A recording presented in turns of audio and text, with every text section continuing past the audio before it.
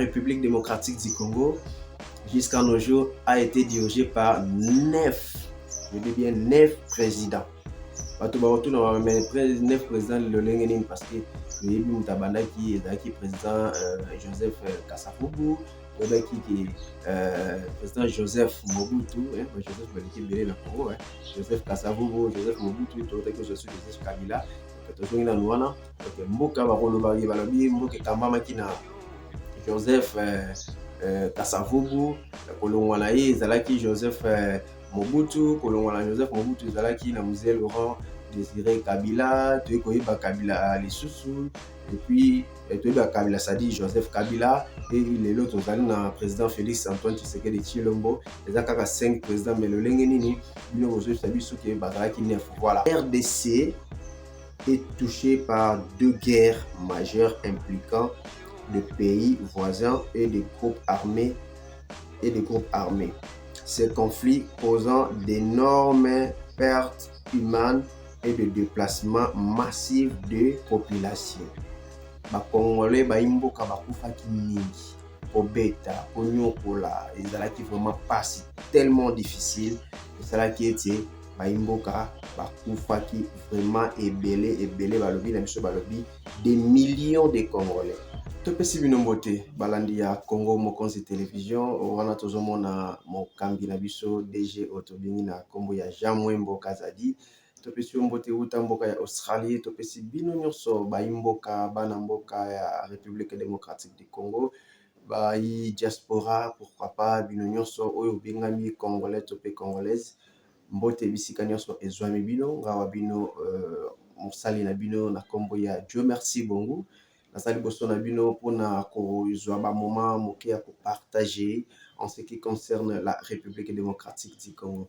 Les mboka na biso bana bazali bisika ebele na bazobotama na bamboka bapaya bazoyeba ntango mosusu origine na bango te, biso tozali bacongolais esengeli na biso bana bayeba origine na biso origine na bango baboti na bango baboti bango na bamboka ya bapaya. Pourquoi pas aussi ceux qui sont ici sur place na Congo bayeba tobanda wapi, Congo ebandaki ndenge nini, lelo Congo ekomi wapi, tozokende wapi. Donc nous allons commencer à partager petit à petit l'historique de notre beau pays, la République démocratique du Congo. Et pour bando sungape biso moke moke bana bayeba mboka na bango ya Congo ba diaspora bayeba botami na poto bakoma awa te babanda koyeba quand même histoire ya mboka bisika nyonso bazali langue nini Congo lobaka, superficie na biso eza lolenge nini eza combien ethnique na biso, donc et tout banda kozwa batemps ya kosolola biso na bino so tozo bato kosolola biso na bino parce que ce n'est pas seulement à nous de vous donner aussi des informations, mais vous aussi, vous avez des informations à nous fournir pour permettre que biso to pesa susu na ba mususu oyo ta mususu bazwa ki pe bali bako mususu te biso pe toza wana pona ko informer bino ko pesa bino information pour ko yebisa biso histoire ya République démocratique du Congo ensemble na bino ningi na utikolo bana bino pe boko pesa ka biso ba information to ko vérifier pe to ko landa pe na ba ma recherche pour tous ça là ensemble. Si vous remarquez devant moi, j'ai une machine, j'ai mon ordinateur. C'est avec ça, avec cet ordinateur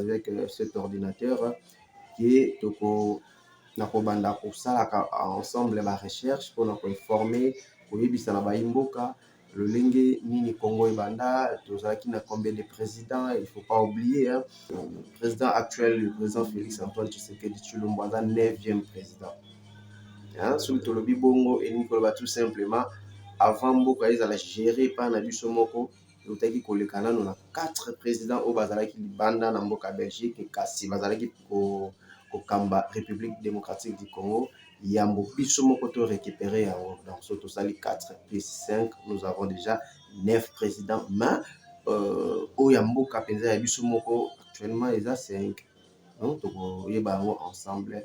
C'est pourquoi la Rolingato, banana historique, la République démocratique du Congo, vous allez vraiment brancher la chaîne Amino Congo Mokonzi, partager, il y aura des moments, relaxer la vie à Kinshasa, pourquoi pas bande de copains dans ma province, ils vont nous aider aussi à nous envoyer des images, il y a pas vieux les canaux province, les autres communes à 26 provinces, tout qui n'a combien de provinces, tout ça nous allons parler ensemble avec vous. Alors, restez branchés comme j'avais dit. Toujours démarrer déjà en ce qui concerne l'histoire de la République démocratique du Congo de 1885 jusqu'à nos jours. Toujours pesamwa likanisi toujours meka kolubango na mokuse lolenge tozwaki na ba recherche na biso lolenge totangaki na ba document lolenge mpe toza nango liboso ya machine tokotanga yango ensemble pour que toyeba mboka na biso ebandaki ndenge nini epuis tokoyeba kokota kotanga bato nyonso tu oyo bakambaki république démocratique du Congo nde na te koloba baza au nombre ya 9 ti kino lelo toza na président Félix Antoine Tshisekedi ti Lombo. Voilà, lisons ensemble totanga elongo toyoka tofongola matoi tozwa ba stylo tozwa ba carnet tomeka kokomaka pour que bana na biso tozobota bana baza pe libanda ya mboka babandaka vraiment koyeba vraiment mboka na biso ya République démocratique du Congo. Bon, lisons ensemble hein? L'histoire de la République démocratique du Congo RDC de 1885 à nos jours est marquée par la colonisation, l'indépendance et des périodes de troubles. Je répète, l'histoire de la République démocratique du Congo RDC de 1885 à nos jours est marquée par la colonisation, la colonisation, l'indépendance et des périodes de troubles surtout et des conflits, voilà, ensemble, donc c'est-à-dire les périodes de troubles et de conflits de la République démocratique du Congo. Voilà. En 1885, le Congo devient l'État indépendant du Congo. C'est par là que Makambo Bandaki. L'État indépendant du Congo. Bandaki en 1885. Une propriété personnelle du roi Léopold II. Je veux comprendre que donc ils ont une propriété personnelle au Congo. Il y a roi Léopold II. Donc ils ont une Belgique. Donc ils ont une propriété vraiment personnelle avant d'être transformé en colonie belge. Je veux comprendre que Congo en 1885 ils ont une propriété personnelle. Il y a roi Léopold II avant Ekomar et ils ont transformé en colonie belge. Au Salamaki en 1908 où nous voulons dire tout le français la biso en 1908 il y a qui s'est transformé en colonie belge. L'indépendance est proclamée en 1960. Donc on va le voir en 1960 pour comprendre là. En 1960 comme vous voulez. Mais le pays connaît des instabilités politiques, des conflits et de guerres. C'est-à-dire, depuis toujours mboka na biso, banda uta indépendance, mboka ekomaki na ba conflit, ekomaki na ba guerre et nyonso wana kino lelo tozo vivre pe kaka na yango. Alors, voici les principales périodes de l'histoire de la RDC. Donc, c'est-à-dire que la période yango vraiment la période nini. Il y a l'État indépendant du Congo. La principale période de l'histoire de mboka na biso vraiment na début de l'histoire de mboka.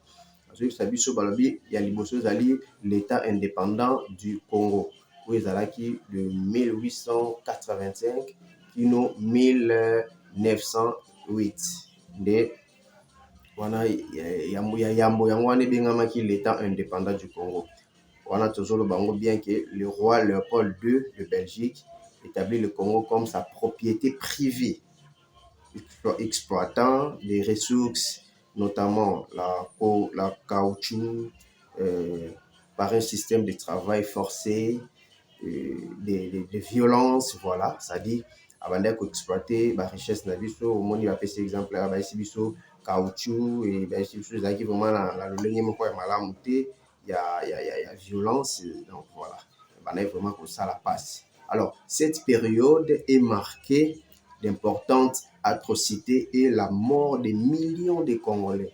période oyo roi Léopold II abandaki kozwa richesse ya mboka na biso Congo, esengeli boyeba ete bakongolais baimboka bakufaki mingi kobeta konyokola, ezalaki vraiment pasi tellement difficile, esalaki ete baimboka bakufaki vraiment ebele balobi na biso balobi des millions de Congolais, des millions de Congolais. Jusqu'aujourd'hui, jusqu'à nos jours, il y a encore des millions de Congolais qui meurent. Donc, ça la passe vraiment. Et puis, la conférence de Berlin en 1884. 1884, de 1884 à 1885 est le point de départ du partage de l'Afrique par les puissances européennes. Vous allez comprendre que conférence à Berlin, ezalaki uta 1884 kino 1885 nde balobaki ezalaki point ya départ ya partage ya Afrique par les puissances européennes. Alors, deuxième point, balobi le Congo belge. Nous allons parler cette fois-ci du Congo belge. Le Congo devient une colonie belge gérée par le gouvernement belge. Donc, si vous comprendre bien, balobi ou ta conférence à Berlin, ou bien autour de point de partage et salemaki, ni wana biso Congo yaki kokoma Congo belge. Voilà. Je crois que toujours pour évoluer ensemble, bozolanda vraiment la bokebi Congo belge qui géré dans le gouvernement belge. Vous comprenez que à partir de wana le Congo yaki kokoma Congo belge. Alors, malgré des efforts pour le développement, les pays restent sous domination coloniale et les populations locales subissent des discriminations.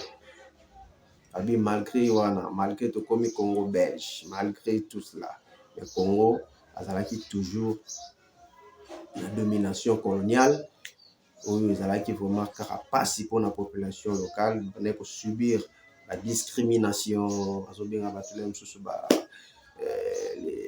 singes, les babouins, les traités qui vraiment la communion sur les biwana, ils ont vraiment coupé ça passe. Donc, deuxième point, tout le béli voilà. Troisième point, voilà, tu continues le troisième point.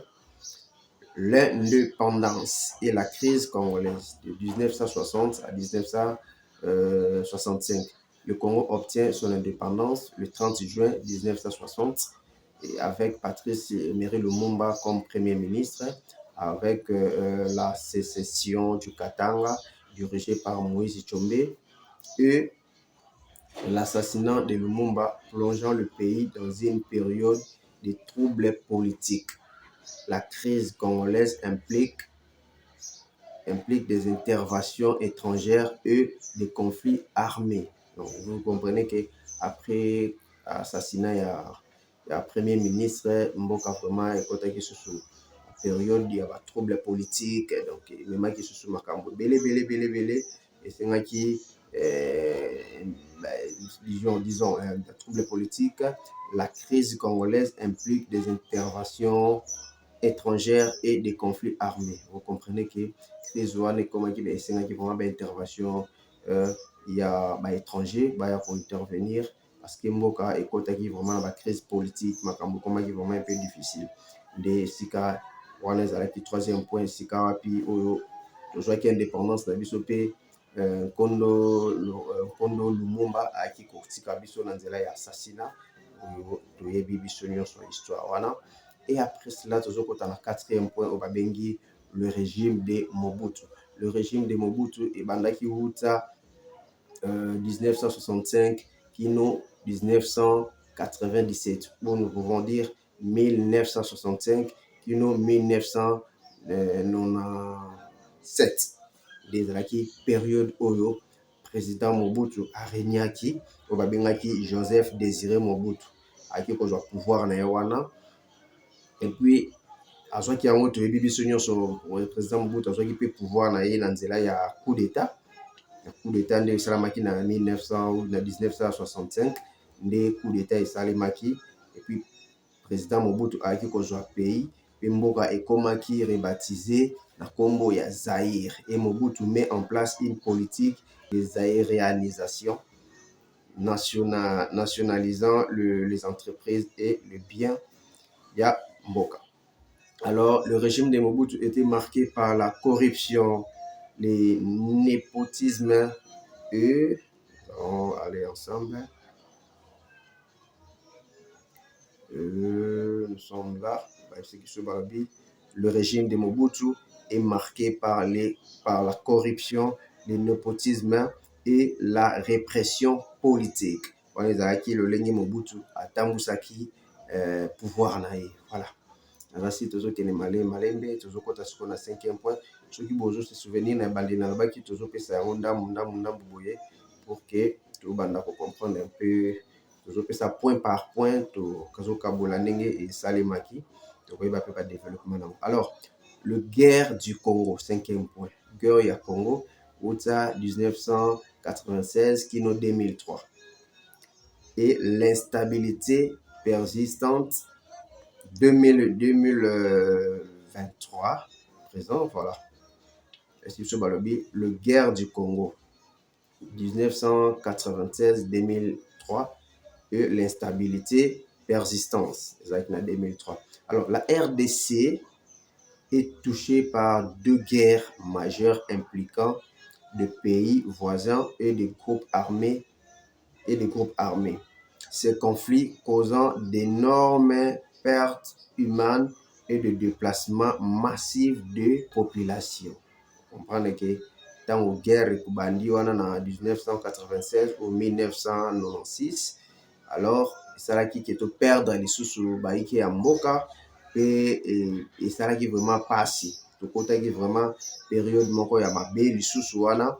Alors baiki ke lisusu balobi la RDC continue de faire face à des défis sécuritaires et humanitaires dans l'est du pays, avec des tensions ethniques et des conflits liés aux ressources naturelles. Bon, mais on a vu sonde, et on a vu so, ngambo na mokili oyo, bozu oyo nzamba tsakati na biso, nde ezozala but ya bitumba oyo ezokomela na biso tango iso na kati ya mboka na biso.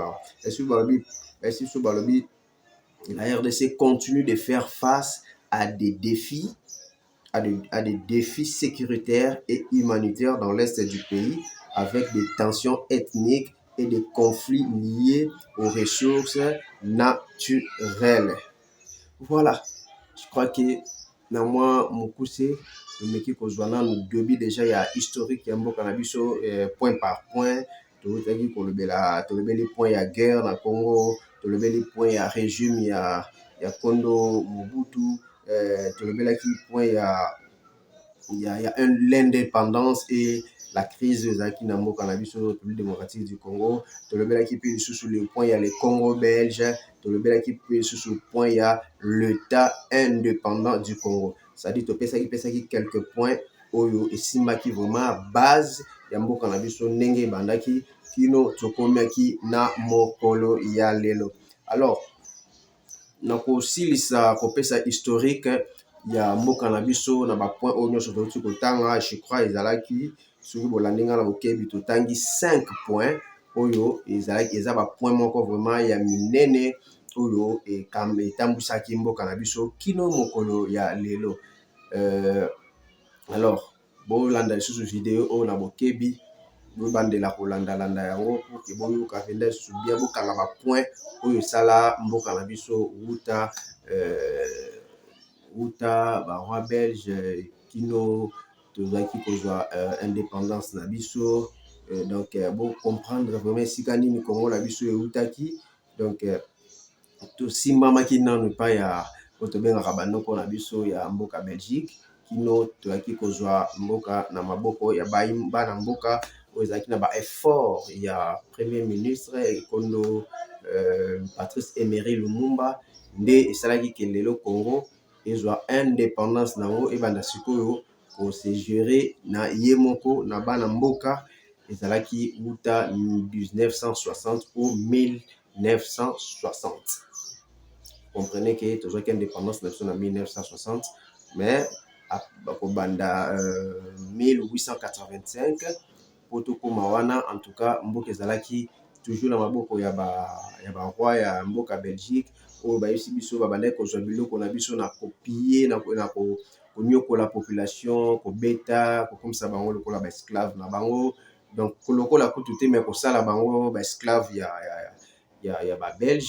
Donc mboka vraiment enyokwamaki avant tokota na indépendance na biso. Alors je crois que mpona lelo tosimbaki point wana ya historique ya mboka na biso, kasi tokosilisa yango te soki tozongeli te ndenge tolobaki na ebandeli ke la République démocratique du Congo jusqu'à nos jours a été dirigée par 9, je dis bien 9 présidents. Bato bakotuna ba 9 présidents lolenge nini parce que toyebi moto abandaki ezalaki président Joseph Kasavubu, toyebaki ke président Joseph Mobutu, Joseph baleki ebele na Congo, Joseph Kasavubu, Joseph Mobutu, toyotaki osusu Joseph Kabila.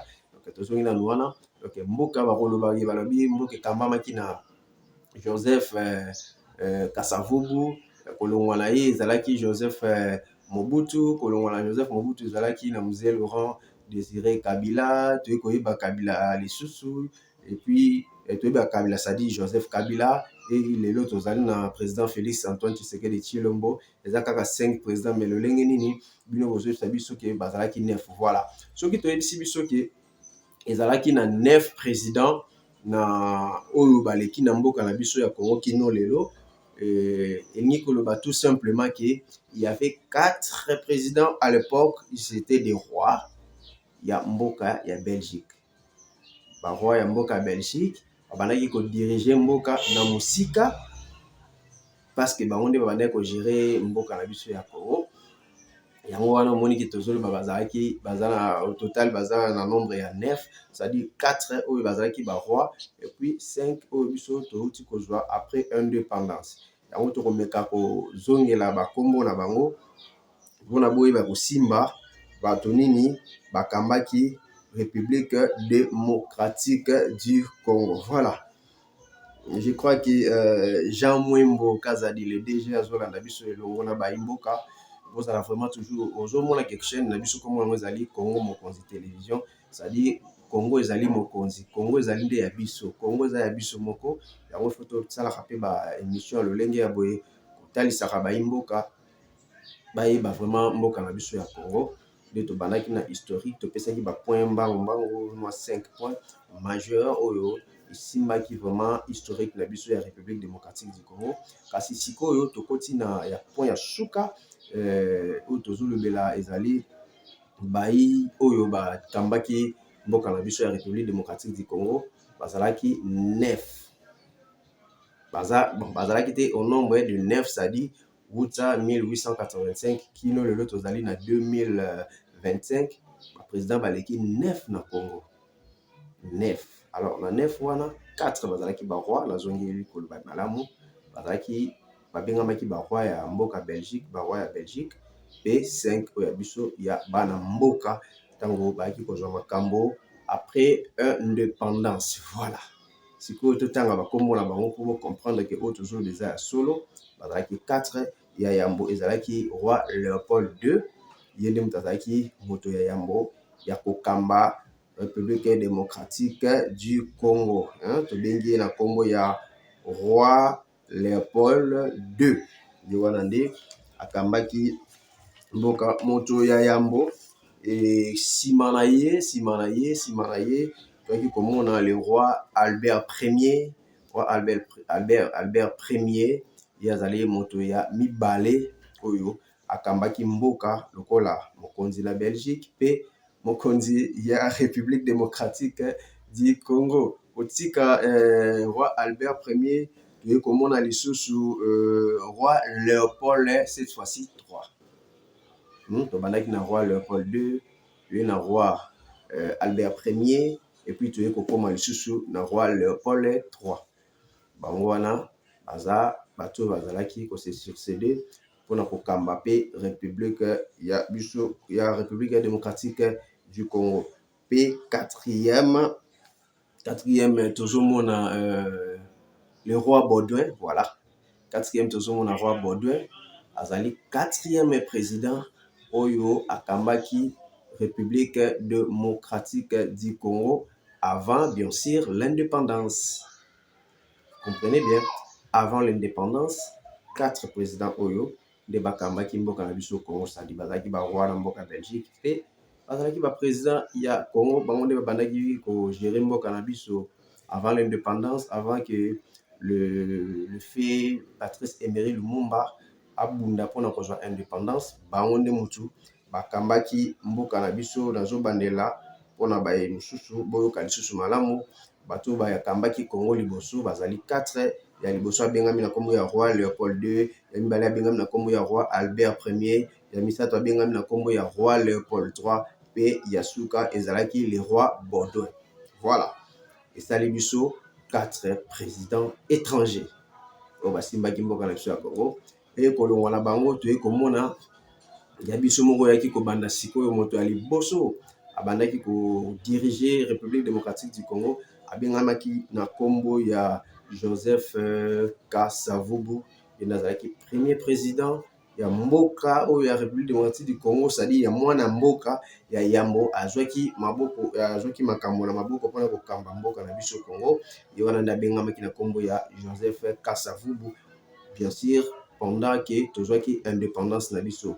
Ya mibale tozalaki lisusu na Joseph Mobutu oyo boyebi biso nyonso ke azwaki pouvoir na nzela ya coup d'état, nde ye wana akambaki mboka na biso ya République démocratique du Congo. À l'époque na période na ye plutôt mboka ya Congo elongwaki Congo ekomaki Zaïre, komaki République du Zaïre, nde kombo ekomaki mpona mboka ya biso Congo.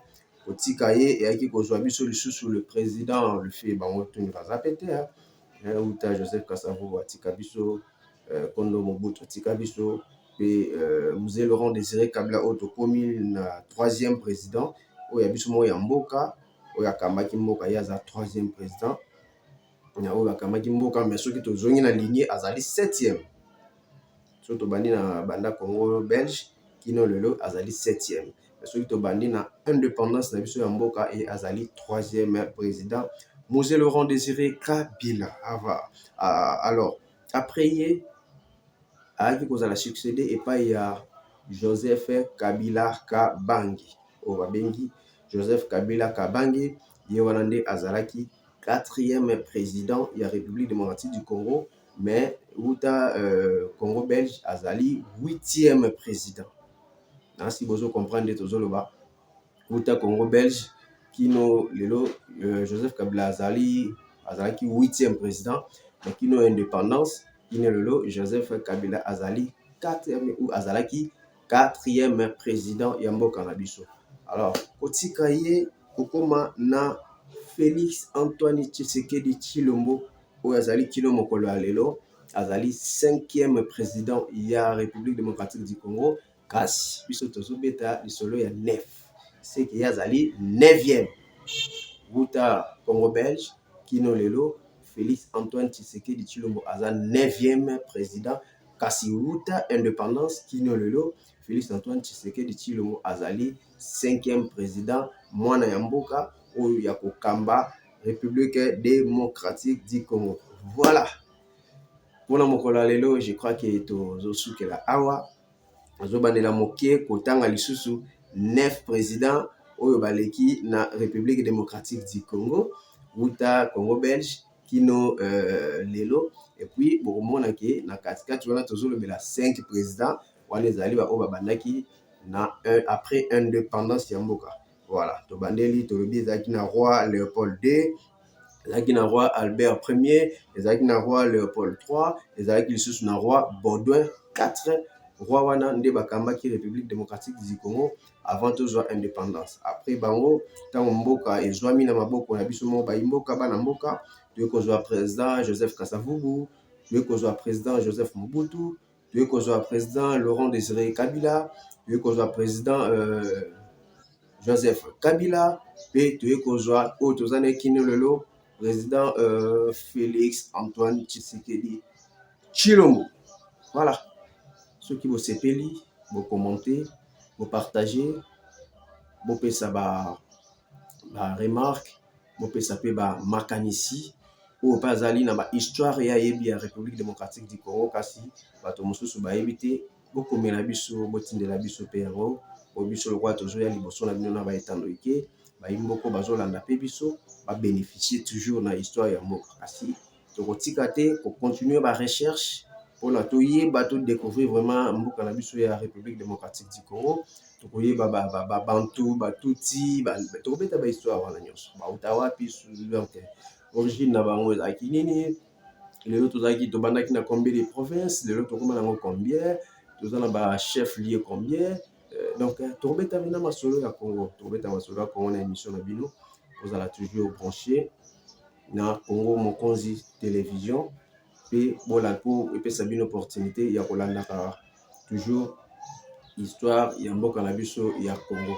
Voilà, ngana bino tomonani na mikolo ezali koya, topesi merci na ba nyonso bazali kolanda Congo Mokonzi télévision, bo s'abonner, bo partager ba lien, bo benga vraiment bato bolobaki bana tofandaka na bana ba émission bo esengeli vraiment le moko kolandaka yango à tout moment na bana batangaka bayebaka vraiment mboka na bango Congo ebandaki ndenge nini, lelo ezokende wapi, lelo pe komi wapi. Donc eza vraiment likanisi ya malamu oyo euti epai ya DG na biso Jean Mwembo bato babanga bozotindelanga ba message ebele vraiment non Congo elingi babanga mingi.